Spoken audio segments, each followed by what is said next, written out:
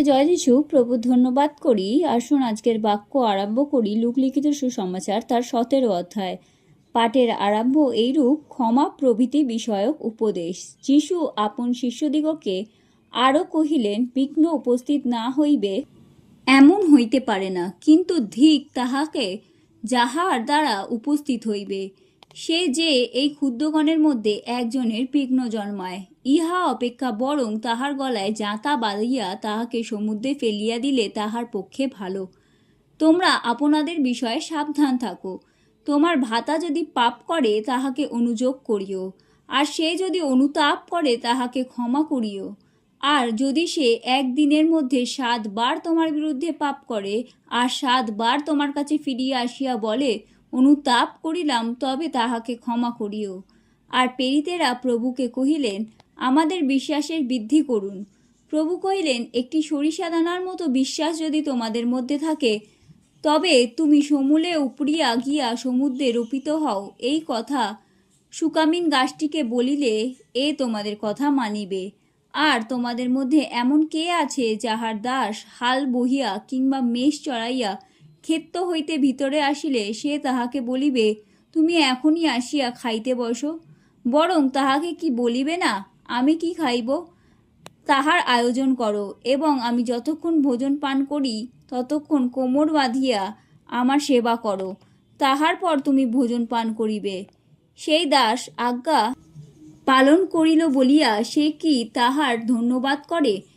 সেই প্রকারে সমস্ত আজ্ঞা পালন করিলে পর তোমরাও বলিও, আমার অনুপযোগী দাস, যাহা করিতে বাধ্য ছিলাম তাহাই করিলাম। যিশু 10 জন কুষ্ঠীকে সূচি করেন। জেরুজালেমে যাইবার সময় তিনি সমরিয়া ও গালিল দেশের মধ্য দিয়া গমন করিলেন। তিনি কোনো গ্রামে প্রবেশ করিতেছেন, এমন সময় 10 জন কুষ্ঠী তাহার সম্মুখে পড়িল। তাহারা দূরে দাঁড়াইল, আর তাহারা উচ্চস্বরে বলিতে লাগিল, যিশু, নাথ, আমাদিগকে দয়া করুন। তাহাদিগকে দেখিয়া তিনি কহিলেন, যাও, যাজকগণের নিকটে গিয়া আপনাদিগকে দেখাও। যাইতে যাইতে তাহারা সুচিক্ষিত হইল। তখন তাহাদের একজন আপনাকে সুস্থ দেখিয়া উচ্চরবে ঈশ্বরের গৌরব করিতে করিতে ফিরিয়া আসিল, এবং যিশুর চরণে উবুর হইয়া পড়িয়া তাহার ধন্যবাদ করিতে লাগিল। সেই ব্যক্তি সমরীয়।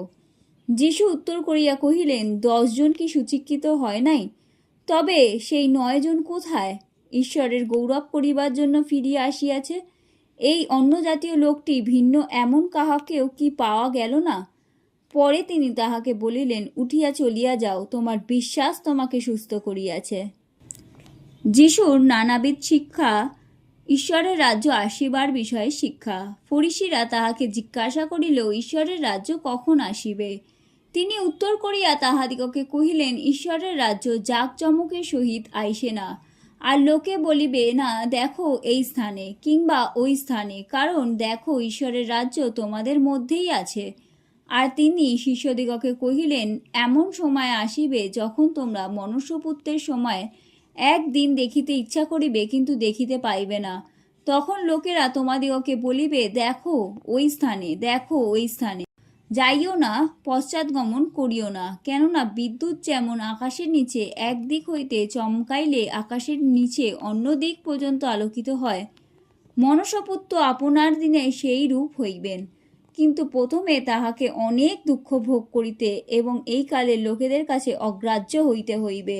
আর নোহের সময় যেরূপ হইয়াছিল, মনুষ্যপুত্রের সময়ও তদ্রূপ হইবে। লোকে ভোজন পান করিত, বিবাহ করিত, বিবাহিতা হইত, যে পর্যন্ত না নোহ জাহাজে প্রবেশ করিলেন, আর জলপ্লাবন আসিয়া সকলকে বিনষ্ট করিল। সেই রূপ লোটের সময় যেমন হইয়াছিল। লোকে ভোজন পান, ক্রয় বিক্রয়, বৃক্ষরোপণ ও গৃহ নির্মাণ করিত। কিন্তু যেদিন লোট সদম হইতে বাহির হইলেন, সেই দিন আকাশ হইতে অগ্নি ও গন্ধক বর্ষিয়া সকলকে বিনষ্ট করিল। মনুষ্যপুত্র যেদিন প্রকাশিত হইবে, সেই দিনেও সেই রূপ হইবে। সেই দিন যে কেহ ছাদের ওপরে থাকিবে আর তাহার জিনিসপত্র ঘরে থাকিবে, সে তাহা লইবার জন্য নিচে না নামুক। আর তদ্রূপ যে কেহ ক্ষেত্রে থাকিবে, সেও পশ্চাদে ফিরিয়া না আইসুক। লোটের স্ত্রীকে স্মরণ করিও। যে কেউ আপন প্রাণ লাভ করিতে চেষ্টা করে, সে তাহা হারাইবে, আর যে কেউ আপন প্রাণ হারায়, সে তাহা বাঁচাইবে। আমি তোমাদিগকে বলিতেছি, সেই রাত্রিতে 2 জন এক বিছানায় থাকিবে, তাহাদের একজনকে লওয়া যাইবে এবং অন্যজনকে ছাড়িয়া যাওয়া হইবে। 2টি স্ত্রীলোক একত্র যাতা পিসিবে, তাহাদের একজনকে লওয়া যাইবে এবং অন্যজনকে ছাড়িয়া যাওয়া হইবে।